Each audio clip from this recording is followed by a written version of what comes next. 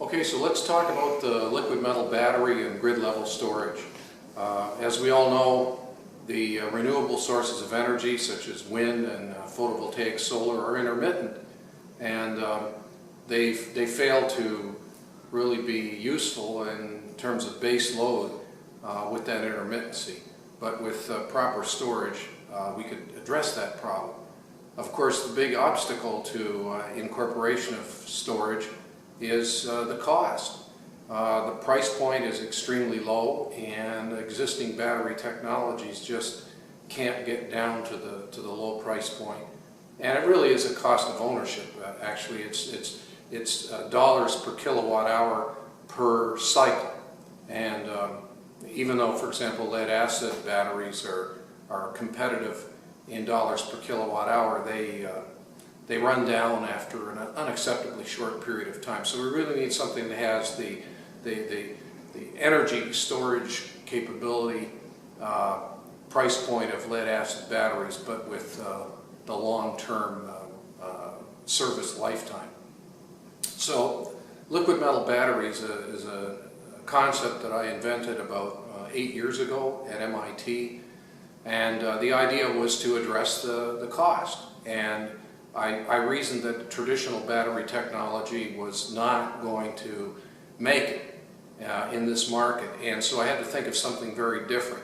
And since cost is a key merit here, then I have to think about cost right from the invention standpoint, not to wait until its manufacturing time and then hope that the cost falls. We've seen with lithium ion, this is a technology that's 20 years old, the price has fallen, but not low enough for this market.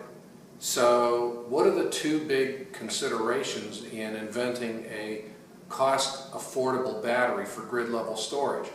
First, it has to be made of earth-abundant elements that are available and cheap. And secondly, the design of the battery needs to be simple so that the manufacturing costs are manageable. This is where lithium-ion falls down.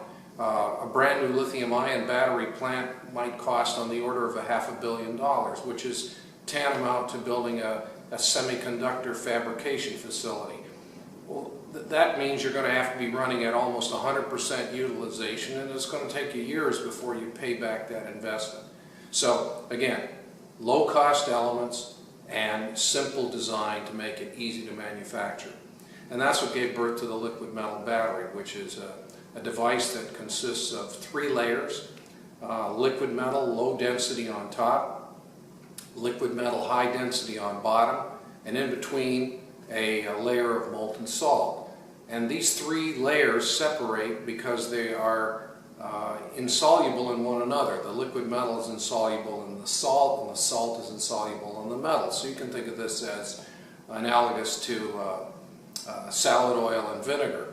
They'll separate. If you shake them up, they'll mix, but then eventually they separate according to gravity, and the oil floats on top of the vinegar. So imagine that, but to 3 layers instead of 2. And this means that you have the voltage generated by the difference in chemical potential between the 2 different metal layers, and on discharge the upper layer wants to alloy with the lower layer, and does so without having to pass through any kind of a separator or membrane.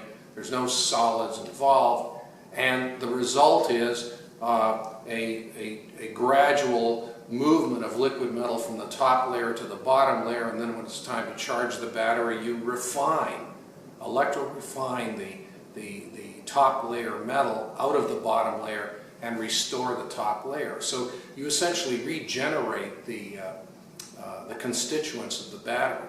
So over time, the battery doesn't fade the way lithium ion or lead acid does, and in point of fact, every time you charge the battery, you essentially renew the battery. And the result is very, very long service lifetime. And so this work began at MIT. We've, over the past 4 or 5 years, invented a plurality of chemistries, different alloys for the top layer, different alloys for the bottom layer, different salts for the middle layer. And each one of these in succession has got us closer and closer to something that is cost affordable and so on. So the idea then is to see if this thing actually works in practice. And so several years ago, 3 years ago to be precise, we formed a company off campus. It was originally Liquid Metal Battery Corporation. It's now known as Ambri. And at Ambri we now have about 40 people. And we have both a development facility in Cambridge, and just last month we opened a manufacturing facility in Marlborough, Massachusetts.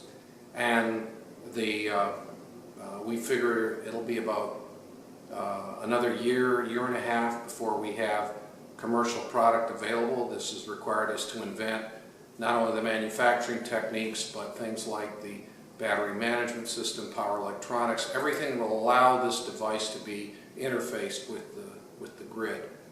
And so we're at this point on a trajectory to make this happen in about a year and a half's time. And everything looks good. We have some cells that have been running for months, in excess of 1,000 cycles, with degradation rates of less than 0.007% per cycle, which means 85 years daily cycling and still 80% of original capacity. I mean, these are just phenomenal figures, and I hope to be able to bring this to market and integrate fully renewable sources of electricity.